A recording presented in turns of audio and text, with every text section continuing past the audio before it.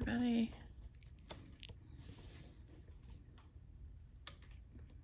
Raise your hands if you've ever had the hiccups. Now keep your hands raised if you've had them and no matter how hard you tried, you couldn't get rid of them. Well, imagine that happening to you up to 90 times a day and at the most inopportune times. That's what it was like for me before I was diagnosed and received treatment for my paroxysmal kinesthetic familial dyskinesia. Now since that word, or 4 words, is sort of a mouthful, from here on out we're just going to refer to it as PKD. I've had PKD as far back as I can remember, and I always thought that it was normal until my diagnosis in 8th grade. Today I will define PKD, share how I was diagnosed, and how I managed this condition. Medline Plus defines paroxysmal kinesthetic familial dyskinesia as, quote, a disorder that is characterized by episodes of abnormal movement that range from mild to severe, end quote. In order to understand this complicated definition, let me break it down for you. First, the word paroxysmal, which simply means recurring in attacks lasting from a fraction of a second to 2 minutes. Next is the word kinesthetic, which is derived from the Latin term, which means movement. Then there's familial, which basically just means hereditary or runs in the family. And last but not least is dyskinesia, which means, quote, involuntary, erratic, writhing movements of the face, arms, legs, or trunk. Dyskinesia is also a form of dystonia. Dystonia is often related to Parkinson's disease, Huntington's disease, Wilson's disease, traumatic brain injuries, birth injuries, strokes, and brain tumors or certain disorders that develop in some people with cancer. So basically, it is a condition that causes a person to do small erratic movements for a brief period of time, and it's hereditary. Both my sister and I have the occasional twitch or muscle spasm whenever we would suddenly get up or begin to make a sudden movement. But the episodes were quick and we thought that everyone had them. We just thought that it was normal. As you can imagine, no one in my family had ever heard of paroxysmal kinesthetic familial dyskinesia. But when I was in 8th grade, I began to be more active in athletics and the muscle twitches began to be more common and more regular. PKD often becomes more apparent in adolescence.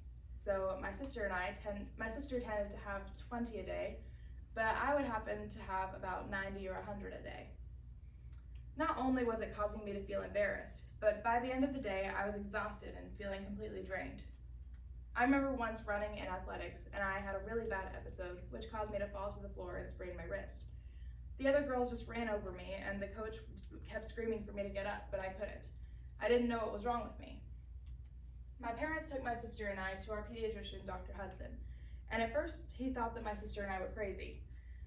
But then after questioning us, my dad spoke up and said that he had had some of the same things happen to him as a child.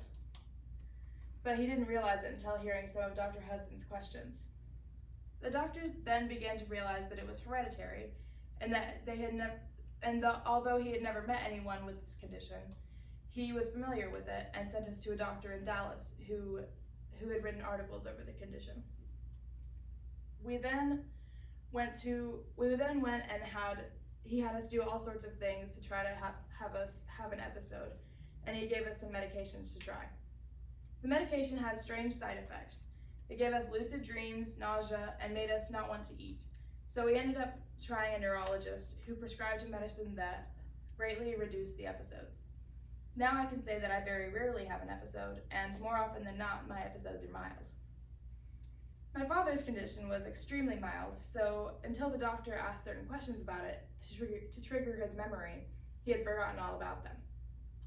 Most with PKD begin to stop showing symptoms after high school or college age, like my dad did, but some never do. It's one thing to describe this, but it's quite another to see it. I'm going to show you a short clip of a man with PKD and how it affects him. You will see him go over to a hospital bed and try to lift it in order to trigger a PKD episode.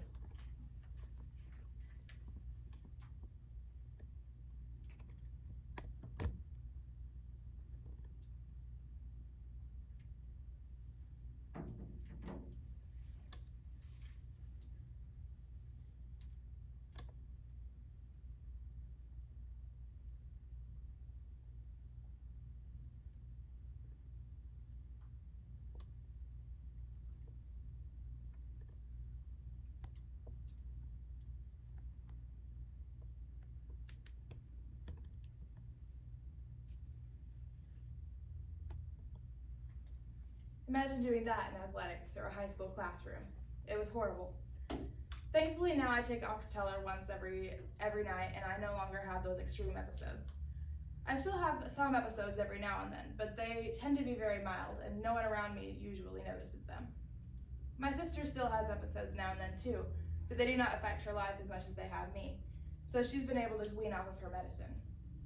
I pray that will be the case for me at some point too. So now you know more about me than a lot of my friends do. I'm thankful we were able to be diagnosed and have the management, and I have management of my PKD. Maybe sometimes, perhaps, you will meet someone who has this condition and be able to share with them what it is, help them get the treatment that they need. Thank you.